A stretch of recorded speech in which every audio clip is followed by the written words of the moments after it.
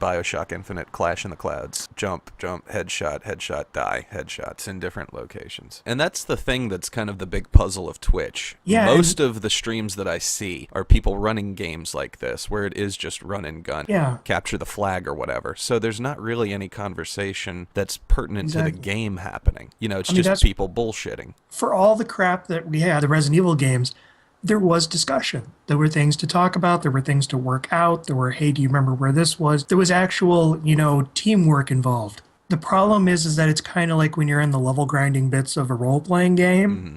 I mean, it's a really well-produced game, and I actually think it would be really fun to play. As long as there's no other Exorcist neck-turning things. Owlmen. What's behind me? I think next time we stream, we got to have something where I can at least hold a map. No, I'm down for trying Resident Evil 3 if you are. A very shaky down. We'll give it a shot. We'll say I'm diagonally down and left.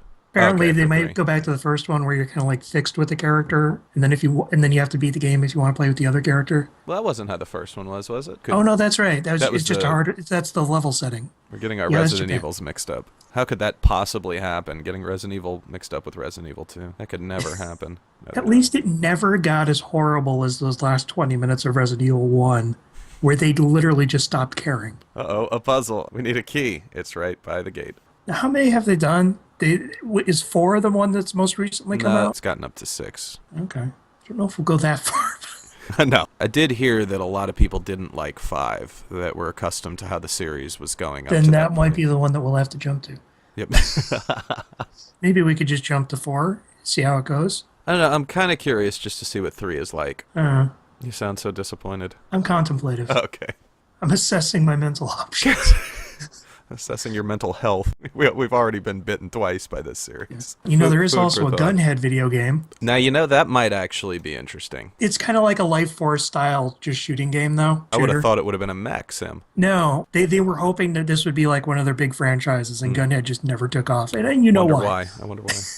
Blazing Lasers is what it was called in the U.S. Oh, now I've heard of that. I did not know that was a Gunhead game. Portal, that was the one that you suggested that we go through. Yeah, because that's one that I actually know quite well, and you would be going through it for the first time. And I still would like to try that game D. Yeah, I know. I keep forgetting about that. I would just be curious to at least just see what the game is like, just because I remember hearing about it so long ago. This was like right when I fell out of gaming. Yeah, same here, and I remember reading about it at around the same time. It's not so much that I wasn't interested, because I was still getting a lot of the gaming mags around the mid-90s when the PlayStation and the Saturn were out. I was going through a lot of stuff at that time. I went to move in with my grandparents for 2 years, and then I moved back home and all that moving around, and I was just getting into high school at that time too, so it's like I had no time for gaming. That was about the time that emulation really started coming about, to where it was easy to find, for the internet at the time anyway. So I was downloading all these games that I had never bought, and was finally playing them, like Dragon Warrior 4, stuff like that. So yeah, it was like, I'm not really interested in the new generation of games. I'm still catching up on the old ones that I never got to. I kind of had something similar with anime. There was a point there where it was realistically possible for someone who was a fan of anime and manga to read and watch everything that was available in the States. And then from the late 90s on, anime like blew up. So it's like you couldn't really keep up with what was popular. Right. And so I kind of fell, it was like too much. It was an overblown market. It lost that kind of alien mystique. It's easy to be a fan of something when there's only so much of it and you can literally consume it all. And it's like you don't care if it's good or not. You have that dawning perspective of suddenly having to pick and choose, oh, wait, some of this isn't actually good. Benjamin says Saturday anime. It was on every Saturday morning. That's actually what killed Saturday morning animation, was they replaced it all with licensed anime. Now the entire Saturday morning block is gone. I mourn the loss of the Saturday morning animation block. It was an interesting time of transition. Then I'm one of those people who, like, by the time I got to like 2008, 2009, I'm like, there's all these things that people feel they're supposed to grow out of. Why? So now that's why I've gone back to like Power Rangers and Transformers, and that nostalgia wave starts to hit. That's a large part of everything that's marketed in the past decade, really, is mostly all nostalgia driven. It's very rare to see something that's truly a new original property. I mean, much more rare than it was before. I mean, there's always been sort of a culture of recycling with entertainment. But Yeah, the way I describe it is it's like a 20 to 30 year wave of you see the filmmakers of the current era basically doing the things that they experienced as a child 20, 30 years ago. And it's even just stuff like, Titanic was a reflection of the big disaster epics of like the 70s, which Oh, well, were a certainly. reflection of the big melodramatic epics of the 50s. And it's something that I noticed around the late 90s, that whole, 20 to 30 year retrospective. And it really had me curious at the time what it was going to be like once we hit the 2010s, whenever it's like, what's the retrospective going to be at that point? Because once you hit the millennial years, there's really no sort of decade identity anymore for a lot of art forms. A definitive, this is of this era kind of thing. Yeah, and no, I know. you don't see that. But I think that's good because streaming is breaking that down as people are less interested in what's the here and now because they have so many archives they can dig into. People can just go to Netflix and just dig through all these movies or go to Hulu and just dig through all these shows. And it's like if a show looks interesting, they'll watch it. It doesn't really matter what generation it was made in. I mean, I can see the positive benefit, but it's also like, is there really any cultural identity anymore? Is there even a need for one? And what are the consequences of having one or not? I think it's going to be interesting in the next couple of decades to see how much more diluted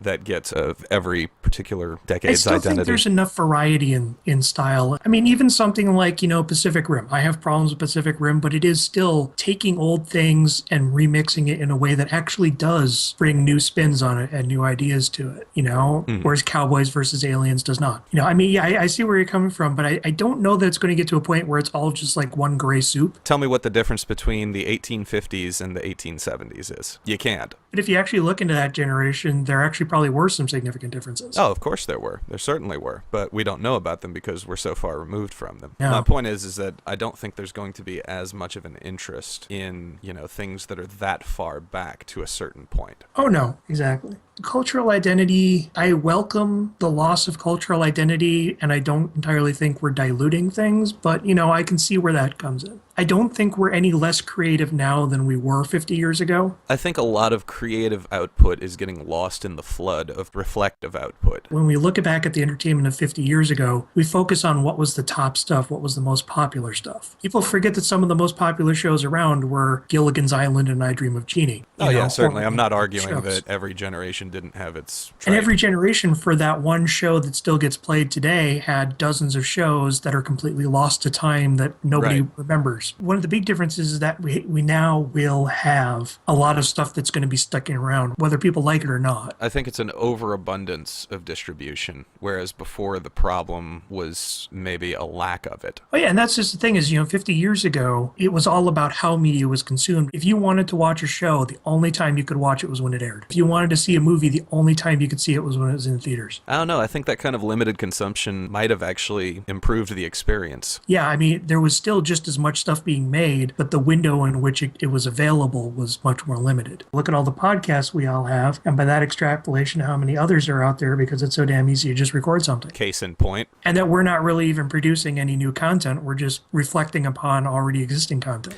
And that's a large part of what I see is most things that are coming out, much more so than ever before, is just reflections that is just based around the singular idea of, hey, remember this thing that we all experienced.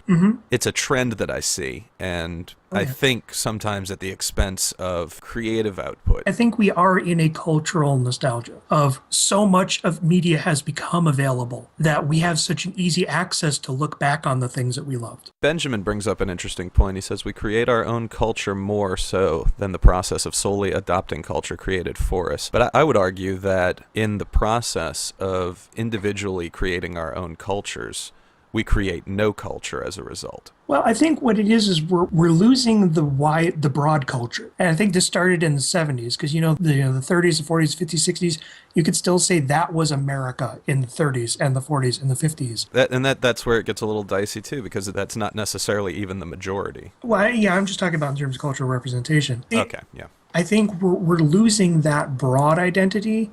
And we're instead building pockets. These are all the people who are within the circles. Where do the circles intersect? We are parsing ourselves down And what's interesting is as we're spreading our communication worldwide and making friends across the country and other countries more around insular, the world, isn't it? Yeah. Do you think that's necessarily a positive thing, though? Don't you think that it's kind of limiting in what you're capable of experiencing? I mean, I think it's one of those things that, you can take it too far, but I think it can be good at times because, people who lived in a small town where they were the only person interested in something and they had nobody else to talk about it with, they no longer have to feel isolated. Yeah. I mean, I think we're better now at finding people we identify with, people we can share things with. The problem is you don't want to go so far that that's all you're focusing on. Which, whenever you have the ability to do that, for a lot of people, why would you put the effort toward, doing anything otherwise? And Angie says it's certainly scary in terms of politics. Mm-hmm.